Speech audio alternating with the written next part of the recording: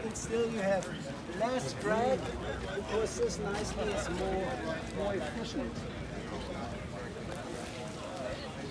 Yeah, if we go around the car, we can go to the back of the car. Here on the side, of course, the huge Alpina 20-inch wheels, bigger brakes in the rear,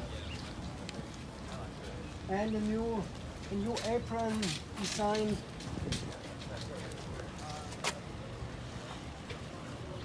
New apron design here with diffuser and 4 integrated fins. So this is elegant and sporty as well. And says the new taillights of B7. So have a look in the interior, instrumentation and sound and engine.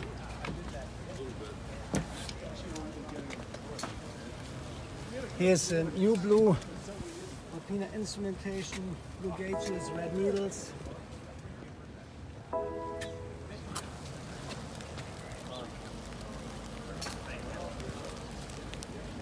Have a look on the inside as well. A handful of different events going on. We have shows here. You're going to get closed.